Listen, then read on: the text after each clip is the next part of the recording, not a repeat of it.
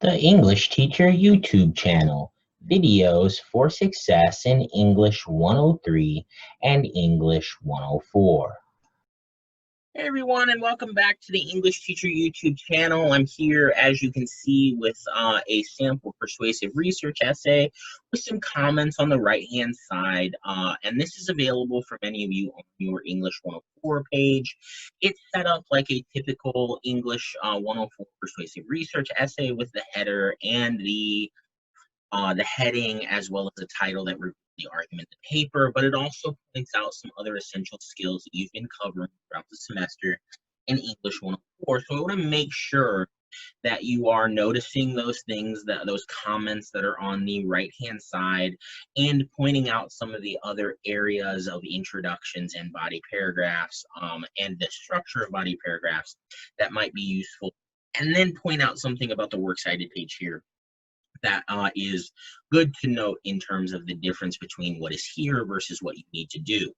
So you'll notice that the title does give us what the paper is about versus something that says persuasive research paper, right? The persuasive research paper doesn't tell us anything about the topic, and that's really what your title should do. It's the first hook that you have in the paper, and then the second part of this is the actual hook in the introduction, which in this case you'll see the student, according to our third comment here, is really trying to get the reader interested, and they are doing so using a pop culture reference with Williams.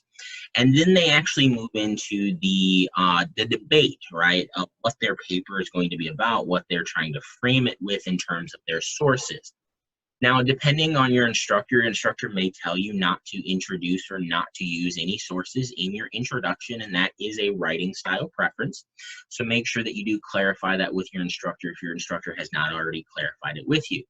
But in this particular introduction, you'll notice that the student is introducing, not using two sources, but just introducing these two sources using the ACTs in their introduction to frame the overall conversation that they are engaging in. They want to make sure that you understand they are using research to build towards their thesis, which in this case, the last statement of their introduction, and you'll notice not the last sentence, but the last statement, which is a combination here of multiple sentences. It's complex, it's lengthy, it uses transition, and it reveals the position of the writer overall. Then as we start working into the body paragraphs, what you'll notice is that we have strong topic sentences that tell us the argument of the body paragraph, and it's a more complex statement with specificity. Then the student moves on to the use of sources. And remember that within your body paragraphs for a persuasive research paper, you want to make sure that you are using sources, meaning summarizing, paraphrasing, and quoting, or quoting in these each time. Your body paragraphs are your areas to use sources within. It's where you're providing that evidence. This student walks through the three I's, attempting to make sure we understand what the source is about, giving a quote from it. You'll notice that they did use this source earlier in the paper, so they were able to use the ACTs earlier and then move right onto the source in this first body paragraph. Whereas if we look on page, let's see here, yep, on the bottom of page 3, you'll notice that they had to use the ACTs within a body paragraph because they had never introduced this source before. One thing to note here is that in the use of the ACTs, this student is missing the credential of these authors. So that would be something that you would obviously want to add in your own paper as you introduce sources. Another question that, or a question that arises often with this persuasive research paper is the length of the body paragraphs. And this is also a writing style preference. But what this student is always attempting to do is giving the topic sentence, giving some type of source or information, and then either connecting that to another source, as you'll see on page 3 in that first body paragraph, with this source right here, Or, as you will see in the paragraph that starts on bottom of page 3, moving into page 4, they start connecting it with their own examples. And that's completely acceptable. Those are different ways to write body paragraphs, and they do lead to more lengthy body paragraphs, which, if you are writing them because you're adding information to the debate and there's no clear way to separate those into solid body paragraphs, then lengthy body paragraphs are acceptable. You just don't want a body paragraph that's like a half a page that doesn't use any sources.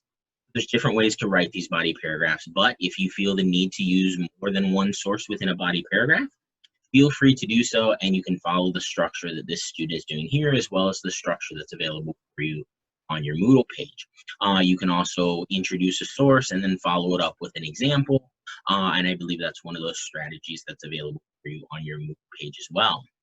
Now, as we move into page 5 and further, it stops providing comments in here, and that's okay, because what this student is doing is continuing to do the strategies that have been asked of them in the previous parts of the paper. They're just continuing that forward.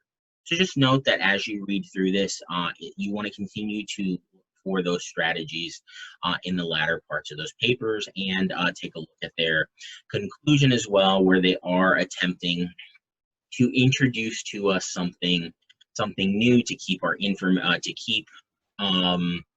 our interest invigorated, or our interest in the paper, and to kind of send us back through the rest of the paper. Okay. Now, I did say at the beginning of the video that we would take a look at the works cited page, and one thing to note is that this is an MLA 7.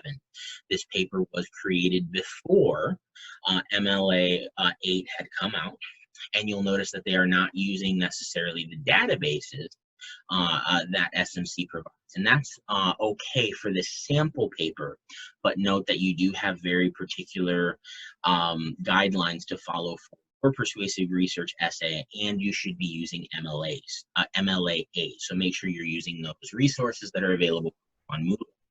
And as you go through and you're writing your own paper, or you're looking at this persuasive research essay, and if you have questions, make sure you're emailing your instructor, make sure you're talking to your instructor, visit the Writing Center, talk with the research librarian. They're all there for your success, okay? Well, thanks for tuning in, guys. Make sure that you take a look at our other videos. And as always, work hard and email your instructor. Thanks, guys.